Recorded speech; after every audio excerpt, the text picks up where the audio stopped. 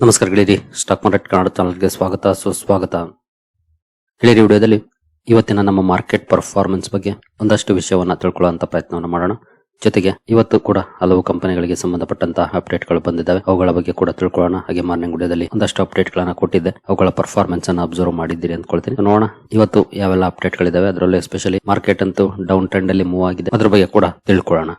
ಮೊದಲಿಗೆ ಡಿಸ್ಕ್ಲೇಮರ್ ಕೊಡ್ಲಿಕ್ಕೆ ಇಷ್ಟಪಡ್ತೀನಿ. ಇಲ್ಲಿ ಕವರ್ ಮಾಡ್ತಿರುವಂತ ಯಾವುದೇ ಸ್ಟಾಕ್ ಅನ್ನು ಕೂಡ ರೆಕಮೆಂಡ್ ಮಾಡ್ತಿಲ್ಲ. ನೀವು ಫರ್ದರ್ ಸ್ಟಡಿ ಮೆಡಿಟೇಷನ್ ತಗೊಳ್ಬಹುದು. ಆಸ್ ಎ ಎಜುಕೇಶನಲ್ ಪರ್ಪಸ್ ನನ್ನ ವಿಡಿಯೋ ಮುಂದೆ ತರ್ತಾ ಇದ್ದೀನಿ. ಹಾಗೆ ಡಿಸ್ಕ್ರಿಪ್ಷನ್ ಅಲ್ಲಿ ಅಕೌಂಟ್ ಓಪನಿಂಗ್ ಲಿಂಕ್ ಇದೆ, ಅಕೌಂಟ್ ಅನ್ನು ಓಪನ್ ಮಾಡ್ಕೊಳ್ಬಹುದು. ಇನ್ವೆಸ್ಟ್ಮೆಂಟ್ ಗೆ ಸಂಬಂಧಪಟ್ಟಂತೆ ನಿಮ್ಗೆ ಏನಾದ್ರು ಸಪೋರ್ಟ್ ಬೇಕು ಅಂತಂದ್ರೆ ಈ ನಂಬರ್ ಗಳ ಮೂಲಕ ನಮ್ಮ ಟೀಮ್ ನ ಕಾಂಟ್ಯಾಕ್ಟ್ ಮಾಡಬಹುದು. ಇಲ್ಲಿ ಮೆನ್ಷನ್ ಮಾಡಿರುವಂತಹ ಎಲ್ಲ ಸರ್ವಿಸಸ್ ನಮ್ಮ ಮೂಲಕ ಸಿಗುತ್ತೆ. ಬಟ್ ಇದಕ್ಕೆ ಕಂಡೀಷನ್ ಒಂದೇ, ನಮ್ಮ ಮೂಲಕ ಅಕೌಂಟ್ ಓಪನ್ ಆಗಿರಬೇಕು. ಹಾಗಾಗಿ ಅಕೌಂಟ್ ಅನ್ನು ಓಪನ್ ಮಾಡ್ಕೊಂಡು ಕಾಂಟ್ಯಾಕ್ಟ್ ಮಾಡಬಹುದು. ಏನು ಇವತ್ತಿನ ನಮ್ಮ ಮಾರ್ಕೆಟ್ ಪರ್ಫಾರ್ಮೆನ್ಸ್ ಕಡೆ ಬಂದ್ರೆ ನಿಫ್ಟಿಯಲ್ಲಿ ನೋಡಬಹುದು 385 ಪಾಯಿಂಟ್ಸ್ ಅಥವಾ 1.55% ಡೌನ್ ಪರ್ಫಾರ್ಮೆನ್ಸ್ ನೋಡ್ಲಿಕ್ಕೆ ಸಿಕ್ಕಿದೆ. ಬಟ್ ಕ್ಲೋಸಿಂಗ್ 1.5% ಡೌನ್ ಅಲ್ಲಿ ಆಗಿದೆ. ಬಟ್ ಇವತ್ತಿನ ಲೋ ನೋಡಿದ್ರೆ ನೋಡಬಹುದು 24,305 ವರೆಗೂ ಕೂಡ ಹೋಗಿತ್ತು. ಬಟ್ ಆ ನಂತರ ಒಳ್ಳೆ ರಿಕವರಿ ಕೂಡ ಕಂಡು ಬಂದಿದೆ. ಅಂದ್ರೆ ಒಳ್ಳೆ ರಿಕವರ್ ಅಂತೂ ಆಗೋಕ್ ಚಾನ್ಸ್ ಇರಲಿಲ್ಲ. 480ಕ್ಕೆ ಕ್ಲೋಸಿಂಗ್ ಕಂಡು ಬಂದಿದೆ. ಅಂದ್ರೆ ಆಲ್ಮೋಸ್ಟ್ 180 ಪಾಯಿಂಟ್ಸ್ ಅಥವಾ 175 ಪಾಯಿಂಟ್ಸ್ ರಿಕವರ್ ಆಗಿದೆ. ಇನ್ ಕೇಸ್ ಆ ರಿಕವರಿ ಕಂಡು ಬಂದಿಲ್ಲ ಅಂದ್ರೆ ಇನ್ನೂ ಜಾಸ್ತಿನೇ ಡೌನ್ ಇರ್ತಾ ಇತ್ತು. ಇನ್ನು ಚೆನ್ನಾಗಿ ರಿಕವರ್ ಆಯ್ತು. ನೋಡಬಹುದು ಇವತ್ತಿನ ಹೈ 602 ವರೆಗೂ ಕೂಡ ಹೋಗಿತ್ತು. ನಂತರ ಅಲ್ಲಿಂದ ಕೂಡ ಆಲ್ಮೋಸ್ಟ್ 120 ಪಾಯಿಂಟ್ಸ್ ಡೌನ್ ಆಗಿದೆ. ಕೊನೆಯಲ್ಲಿ ಅಗೇನ್ ಶುಕ್ರವಾರ ಯಾವ ರೀತಿ ಪರ್ಫಾರ್ಮೆನ್ಸ್ ಬಂದಿತ್ತು ಅದೇ ರೀತಿ ಸ್ಟೀಪ್ ಡೌನ್ ಫಾಲ್ ನೋಡ್ಲಿಕ್ಕೆ ಸಿಕ್ತು. ಮೋರ್ ದನ್ 100 ಪಾಯಿಂಟ್ಸ್ ಲಾಸ್ಟ್ ಅರ್ಧ ಗಂಟೆಯಲ್ಲಿ. ಶುಕ್ರವಾರ ಕೂಡ ಇದೇ ರೀತಿ ಪರ್ಫಾರ್ಮೆನ್ಸ್ ಬಂದಿತ್ತು. ಇವತ್ತು ಕೂಡ ಅದೇ ರೀತಿ ಲಾಸ್ಟ್ ಅರ್ಧ ಗಂಟೆಯಲ್ಲಿ ಡೌನ್ ಪರ್ಫಾರ್ಮೆನ್ಸ್ ನೋಡ್ಲಿಕ್ಕೆ ಸಿಕ್ಕಿದೆ. ಓವರ್ ಆಲ್ 1.5% ನಿಫ್ಟಿ ಕ್ಲೋಸಿಂಗ್ ಅನ್ನ ಕೊಟ್ಟಿದೆ ಡೌನ್ ಅಲ್ಲಿ.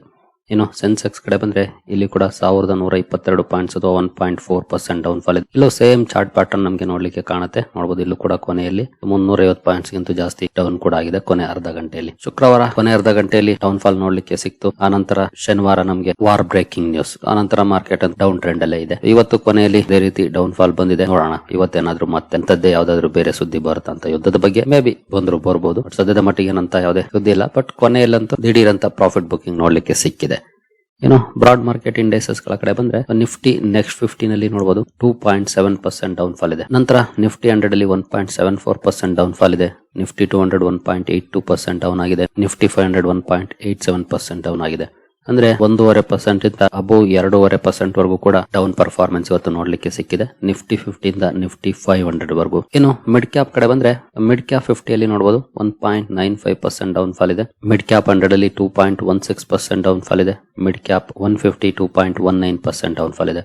ಅಂದ್ರೆ 2 to ಅಬೌವ್ 2% ಡೌನ್ ಪರ್ಫಾರ್ಮೆನ್ಸ್ ನೋಡ್ಲಿಕ್ಕೆ ಸಿಕ್ಕಿದೆ ಮಿಡ್ ಕ್ಯಾಪ್ ಶೇರ್ಗಳಲ್ಲಿ. ಇನ್ನು ಸ್ಮಾಲ್ ಕ್ಯಾಪ್ ಕಡೆ ಬಂದ್ರೆ ಸ್ಮಾಲ್ ಕ್ಯಾಪ್ 50 ಅಲ್ಲಿ 2.15% ಡೌನ್ ಇದೆ. ಸ್ಮಾಲ್ ಕ್ಯಾಪ್ 100 2.11% ಡೌನ್ ಇದೆ. ಸ್ಮಾಲ್ ಕ್ಯಾಪ್ 250 2.12% ಡೌನ್ ಇದೆ. ಅಂದ್ರೆ ಇಲ್ಲೂ ಕೂಡ ಮೋರ್ ದನ್ 2% ಡೌನ್ ಫಾಲ್ ಇದೆ. Mid cap and small cap ಎರಡು ಕಡೆ ಕೂಡ ಮೋರ್ ದನ್ 2% ಡೌನ್ ಪರ್ಫಾರ್ಮೆನ್ಸ್ ನೋಡ್ಲಿಕ್ಕೆ ಸಿಕ್ಕಿದೆ. ಇನ್ನು ಮೈಕ್ರೋ ಕ್ಯಾಪ್ ಕಡೆ ಬಂದ್ರೆ ಇಲ್ಲಿ 2.65% ಡೌನ್ ಫಾಲ್ ಇದೆ. ಅಂದ್ರೆ 2.5% ಗಿಂತ ಜಾಸ್ತಿ ಡೌನ್ ಪರ್ಫಾರ್ಮೆನ್ಸ್ ಬಂದಿದೆ. ಅಂದ್ರೆ ಇವತ್ತು ಮಿಡ್ ಕ್ಯಾಪ್ ಆಗಲಿ, ಲಾರ್ಜ್ ಕ್ಯಾಪ್ ಆಗಲಿ, ಸ್ಮಾಲ್ ಕ್ಯಾಪ್ ಆಗಲಿ ಅಥವಾ ಮೈಕ್ರೋ ಕ್ಯಾಪ್ ಆಗಲಿ ಎಲ್ಲ ಕಡೆ ಅಬೌವ್ 2% ವರೆಗೂ ಡೌನ್ ಪರ್ಫಾರ್ಮೆನ್ಸ್ ಬಂತು. ನಿಫ್ಟಿ 50 ಅಲ್ಲೇ ಸ್ವಲ್ಪ ಕಡಿಮೆ ಡೌನ್ ಫಾಲ್ ಅಂತ ಹೇಳ್ಬೋದು. ಯಾಕಂದ್ರೆ ಜಸ್ಟ್ 1.5% ಅಲ್ಲಿ ಬೇರೆ ಕಂಪೇರ್ ಮಾಡಿದ್ರೆ ನಿಫ್ಟಿ 50 ಅಲ್ಲೇ ಕಡಿಮೆ ಡೌನ್ ಪರ್ಫಾರ್ಮೆನ್ಸ್ ಬಂದಿದೆ.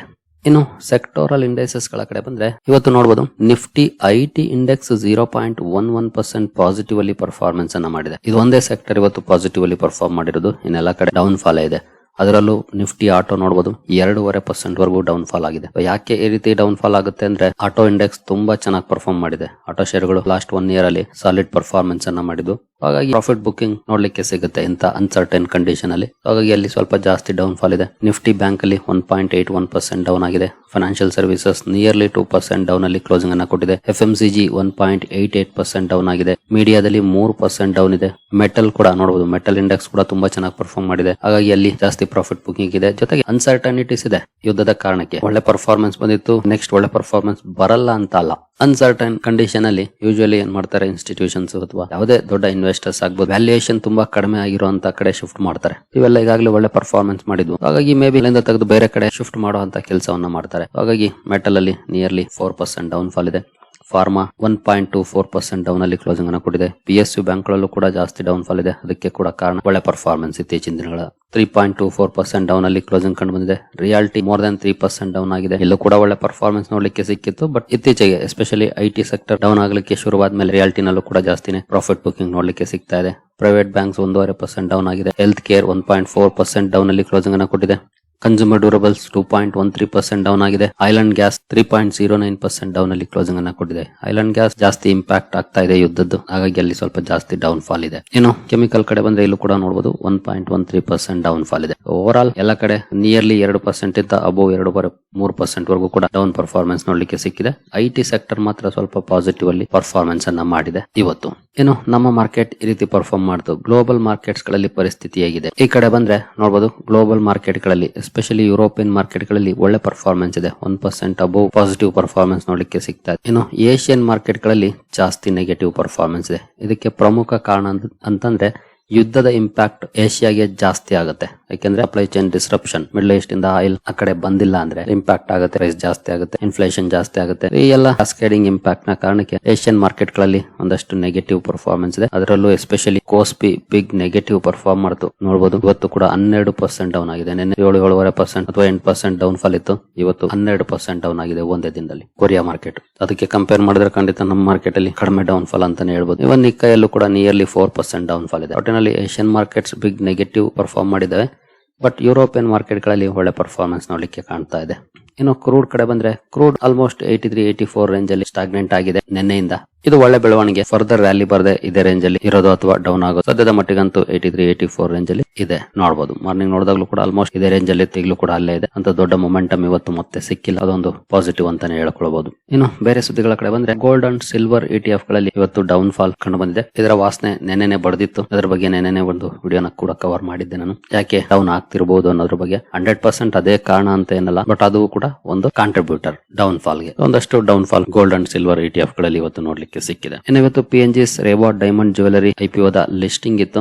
ಲಿಸ್ಟಿಂಗ್ ನೋಡಬಹುದು ಅರೌಂಡ್ 4% ಡಿಸ್ಕೌಂಟ್ ಗೆ ಲಿಸ್ಟ್ ಆಯ್ತು. ಇದರಲ್ಲಿ ಬೆಟರ್ ಪರ್ಫಾರ್ಮೆನ್ಸ್ ಅಂತ ಹೇಳ್ಬೋದು. ಯಾಕಂದ್ರೆ ಮೊನ್ನೆ 2 IPO ಗಳ ಲಿಸ್ಟಿಂಗ್ ಅನ್ನ ನೋಡಿದ್ವಿ. ಒಂದಂತೂ ಮೊದಲನೇ ದಿನನೇ 35% ಡೌನ್ ಆಯ್ತು, ಎರಡನೇದು 20% ಡೌನ್ ಆಯ್ತು. ಅದಕ್ಕೆ ಕಂಪೇರ್ ಮಾಡಿದ್ರೆ ಇದು ಕಡಿಮೆ ಡೌನ್ ಆಗಿದೆ ಅಂತ ಹೇಳುವುದು. 4% ಡಿಸ್ಕೌಂಟ್ ಅಲ್ಲಿ ಲಿಸ್ಟ್ ಆಗಿದೆ ಇವತ್ತು PNG's ರೇವಾರ್ಡ್ ಡೈಮಂಡ್. ಇನ್ನು ಇವತ್ತು ಏವಿಯೇಷನ್ ಸ್ಟಾಕ್ ಗಳ ಫೋಕಸ್ ಅಲ್ಲಿ ಇಂಡಿಗೋ ಆಗ್ಬಹುದು, ಸ್ಪೈಸ್ ಜೆಟ್ ಆಗ್ಬಹುದು. ಕಾರಣ ಏರ್ ಸ್ಪೇಸ್ ಕ್ಲೋಸ್ ಆಗಿದೆ, ಸಾವಿರಾರು ಫ್ಲೈಟ್ ಗಳು ಕ್ಯಾನ್ಸಲ್ ಆಗ್ತಿದಾವೆ. ಜೊತೆಗೆ ಜೆಟ್ ಫ್ಯೂಯಲ್ ಕಾಸ್ಟ್ ಕೂಡ ಜಾಸ್ತಿ ಆಗ್ತಾ ಇದೆ. ಇವೆಲ್ಲ ಡಿಸ್ರಪ್ಷನ್ಸ್ ಕಂಪನಿಗಳಿಗೆ ದೊಡ್ಡ ಹೊಡೆತ ಕೊಡುವಂತ ಪ್ರಾಬಬಿಲಿಟಿ ಜಾಸ್ತಿ ಎದ್ದು ಕಾಣ್ತಾ ಇದೆ. ಹಾಗಾಗಿ ಇವತ್ತು ಇಂಡಿಗೋ ಹಾಗೂ ಸ್ಪೈಸ್ ಜೆಟ್ ಈ ರೀತಿ ಶೇರ್ ಗಳಲ್ಲಿ ಒಂದಷ್ಟು ನೆಗೆಟಿವ್ ರಿಯಾಕ್ಷನ್ ಕೂಡ ಬಂದಿದೆ. ಇನ್ನು ಇವತ್ತು ಆಯಿಲ್ ಅಂಡ್ ಗ್ಯಾಸ್ ಸೆಕ್ಟರ್ ಅಲ್ಲಿ ಡೌನ್ ಫಾಲ್ ಕಂಡು ಬಂತು. ಎಸ್ಪೆಷಲಿ ಗ್ಯಾಸ್ ನೋಡಬಹುದು. Qatar halts LNG output after attack, disruptions to it Indian supplies city gas firms lock concern. Qatar ಕೂಡ ಆಲ್ಟ್ ಮಾಡಿದೆ LNG ಔಟ್ಪುಟ್ ಅನ್ನು ಅಟ್ಯಾಕ್ ಆಗ್ತಿರೋ ಕಾರಣಕ್ಕೆ. ಹಾಗಾಗಿ ಗ್ಯಾಸ್ ರಿಲೇಟೆಡ್ ಶೇರ್ಗಳಲ್ಲೂ ಕೂಡ ಇವತ್ತು ಬಿಗ್ ನೆಗೆಟಿವ್ ಪರ್ಫಾರ್ಮೆನ್ಸ್ ನೋಡ್ಲಿಕ್ಕೆ ಸಿಕ್ಕಿದೆ. ಇನ್ನು ಪಾರಸ್ ಡಿಫೆನ್ಸ್ ಸ್ಟಾಕ್ ಕೂಡ ಫೋಕಸ್ ಅಲ್ಲಿ ಇತ್ತು. ಒಳ್ಳೆ ಪರ್ಫಾರ್ಮೆನ್ಸ್ ಕೂಡ ನೋಡ್ಲಿಕ್ಕೆ ಸಿಕ್ಕಿದೆ. ಇವತ್ತು ಮಾರ್ನಿಂಗ್ 11% ವರೆಗೂ ಅಪ್ ಆಯ್ತು. ಅನಂತರ 7.5% ಅಪ್ ಅಲ್ಲಿ ಕ್ಲೋಸಿಂಗ್ ಕಂಡು ಬಂದಿದೆ. ಇದಕ್ಕೆ ಕಾರಣ ಕಂಪನಿ ಅನೌನ್ಸ್ಮೆಂಟ್ ಅನ್ನ ಮಾಡಿದೆ ನೋಡಬಹುದು.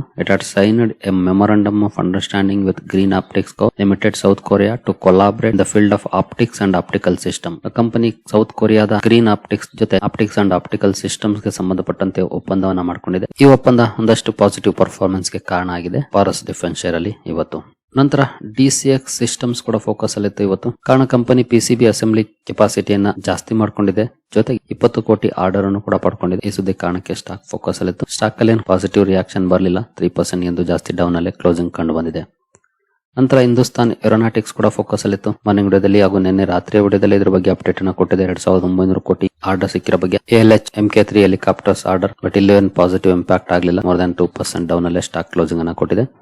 ನಂತರ ತೇಜಸ್ ನೆಟ್ವರ್ಕ್ಸ್ ಕೂಡ ಫೋಕಸ್ ಅಲ್ಲಿತ್ತು. ಕಾರಣ company next generation WDM optical transport product ಅನ್ನು ಲಾಂಚ್ ಮಾಡಿದೆ. ಈ ಪ್ರಾಡಕ್ಟ್ ಲಾಂಚ್ ನ ಕಾರಣಕ್ಕೆ ಸ್ಟಾಕ್ ಫೋಕಸ್ ಅಲ್ಲಿ. ಸ್ಟಾಕ್ ಅಲ್ಲೂ ಕೂಡ ಒಳ್ಳೆ ಪರ್ಫಾರ್ಮೆನ್ಸ್ ಬಂದಿದೆ. ಮೋರ್ ದನ್ 1% ಅಪ್ ಅಲ್ಲಿ ಸ್ಟಾಕ್ ಇವತ್ತು ಕ್ಲೋಸಿಂಗ್ ಅನ್ನು ಕೊಟ್ಟಿದೆ ತೇಜಸ್ ನೆಟ್ವರ್ಕ್ಸ್. ನಂತರ ಇನ್ಫೋಸಿಸ್ ಲಿಮಿಟೆಡ್ ಕೂಡ ಸುದ್ದಿಯಲ್ಲಿತ್ತು. ಸ್ಟಾಕ್ ಅಲ್ಲೂ ಕೂಡ ಒಳ್ಳೆ ಪರ್ಫಾರ್ಮೆನ್ಸ್ ಇದೆ. ಅಂದ್ರೆ ಮೋರ್ ದನ್ 1% ಅಪ್ ಅಲ್ಲಿ ಸ್ಟಾಕ್ ಕ್ಲೋಸಿಂಗ್ ಅನ್ನು ಕೊಟ್ಟಿದೆ. ಕಾರಣ ಕಂಪನಿ ಇಂಟೆಲ್ ಜೊತೆ ತನ್ನ ಕೊಲಾಬರೇಷನ್ ಎಕ್ಸ್ಪ್ಯಾಂಡ್ ಮಾಡಿದೆ. ಇನ್ಫೋಸಿಸ್ ಟೋಪಾಸ್ ಫ್ಯಾಬ್ರಿಕ್ಸ್ ಬಗ್ಗೆ ಇದ್ದಂತ ಒಪ್ಪಂದ ಇದನ್ನ ಎಕ್ಸ್ಪ್ಯಾಂಡ್ ಮಾಡಿದೆ. ಸುದ್ದಿ ಕಾರಣಕ್ಕೆ ಫೋಕಸ್ ಅಲ್ಲಿತ್ತು. ಸ್ಟಾಕ್ ಅಲ್ಲೂ ಕೂಡ ಒಳ್ಳೆ ಪರ್ಫಾರ್ಮೆನ್ಸ್ ಬಂದಿದೆ. ಇನ್ನು ಇನ್ಫೋ ಎಡ್ಜ್ ಕೂಡ ಫೋಕಸ್ ಅಲ್ಲಿತ್ತು. Naukri.com ಅಥವಾ ಇನ್ಫೋ ಎಡ್ಜ್ ಇಲ್ಲಿ ಫ್ಲಾಟಿಶ್ ಪರ್ಫಾರ್ಮೆನ್ಸ್ ನೋಡಲಿಕ್ಕೆ ಸಿಕ್ಕಿದೆ. ಕಾರಣ ಕಂಪನಿ ಒಂದು ಸುದ್ದಿಯನ್ನ ಕೊಟ್ಟಿದೆ. ಅಂದ್ರೆ ವೈಟ್ ಕಾಲರ್ ಜಾಬ್ಸ್ 12% ರೈಸ್ ಆಗ್ತಿರೋ ಬಗ್ಗೆ ಈ ಒಂದು ಸುದ್ದಿ ಕಾರಣಕ್ಕೆ ಇನ್ಫೋ ಎಡ್ಜ್ ಕೂಡ ಫೋಕಸ್ ಅಲ್ಲಿತ್ತು. ನಂತರ ಅಪೋಲೋ ಮೈಕ್ರೋ ಸಿಸ್ಟಮ್ಸ್ ಕೂಡ ಸುದ್ದಿಲಿತ್ತು. ಬಟ್ ಸ್ಟಾಕ್ ಅಲ್ಲಿ 1% ಡೌನ್ ಫಾಲ್ ಇದೆ. ಬಟ್ ಕಂಪನಿಗೆ ಸಂಬಂಧಪಟ್ಟಂತೆ ಒಂದು ಒಳ್ಳೆ ಸುದ್ದಿ ಬಂತು. 733 ಮಿಲಿಯನ್ ರೂಪೀಸ್ ಆರ್ಡರ್ ಕಂಪನಿಗೆ ಸಿಕ್ಕಿದೆ. ಈ ಆರ್ಡರ್ ನ ಕಾರಣಕ್ಕೆ ಸ್ಟಾಕ್ ಫೋಕಸ್ ಅಲ್ಲಿತ್ತು. ಬಟ್ ಸ್ಟಾಕ್ ಅಲ್ಲಿ ಪಾಸಿಟಿವ್ ಪರ್ಫಾರ್ಮೆನ್ಸ್ ನೋಡಲಿಕ್ಕೆ ಸಿಗಲಿಲ್ಲ. ಸರಿಗಳಿರಿ, ನಿಮ್ಮಲ್ಲಿ ಯಾರಿಗಾದ್ರೂ ಸ್ಟಾಕ್ ಮಾರ್ಕೆಟ್ ಬಗ್ಗೆ ಕಲಿಯುವಂತ ಆಸಕ್ತಿ ಇದ್ರೆ ನಮ್ಮ ತರಬೇತಿ ಕಾರ್ಯಕ್ರಮ ಇದೆ, ಸೇರ್ಕೊಳ್ಬಹುದು. 6 ತಿಂಗಳ ಕಾರ್ಯಕ್ರಮ ಆಗಿರುತ್ತೆ. ಹಾಗೆ ಇಲ್ಲಿ ಯಾವುದೇ ರೀತಿ ಸ್ಟಾಕ್ ರೆಕಮೆಂಡೇಶನ್ ಇರೋದಿಲ್ಲ. ಆದ್ರೆ ಒಂದೊಳ್ಳೆ ಕಂಪನಿಯನ್ನ ಹೇಗೆ ಐಡೆಂಟಿಫೈ ಮಾಡೋದು, ಏನೆಲ್ಲ ವಿಷಯಗಳನ್ನ ನೋಡಬೇಕು, ಫಂಡಮೆಂಟಲ್ ಅನಾಲಿಸಿಸ್ ಆಗ್ಬೋದು, ಟೆಕ್ನಿಕಲ್ ಅನಾಲಿಸಿಸ್ ಆಗ್ಬೋದು, ಎರಡನ್ನು ಇಂಟಿಗ್ರೇಟ್ ಮಾಡಿ ಎಂಟ್ರಿ ಎಕ್ಸಿಟ್ ಗಳನ್ನ ಅಂದ್ರೆ ರೈಟ್ ಎಂಟ್ರಿ ಎಕ್ಸಿಟ್ ಗಳನ್ನ ಫೈಂಡ್ ಮಾಡೋದು ಹೇಗೆ ಆಗ್ಬೋದು, ಈ ಎಲ್ಲ ವಿಷಯಗಳನ್ನ ಒಳಗೊಂಡಿರುತ್ತೆ. ಇಂಟ್ರೆಸ್ಟ್ ಇರೋರು ಇಮೇಲ್ ಮೂಲಕ ಸಂಪರ್ಕ ಮಾಡಬಹುದು. ಸರಿಗಳೇರಿ, ಈ ಎಲ್ಲ ಅಪ್ಡೇಟ್ಸ್ ನಿಮಗೆ ಇಷ್ಟ ಆಗಿದೆ ಅಂದ್ಕೊಳ್ತೀನಿ. ಹಾಗೆ ಡಿಸ್ಕ್ರಿಪ್ಷನ್ ಅಲ್ಲಿ ಅಕೌಂಟ್ ಓಪನಿಂಗ್ ಲಿಂಕ್ ಇದೆ, ಅಕೌಂಟ್ ಅನ್ನು ಓಪನ್ ಮಾಡ್ಕೊಳ್ಬಹುದು. ಮುಂದಿನ ವಿಡಿಯೋದಲ್ಲಿ ಸಿಗೋಣ. ಅಲ್ಲಿವರೆಗೂ ಜೈ ಹಿಂದ್, ಜೈ ಕರ್ನಾಟಕ.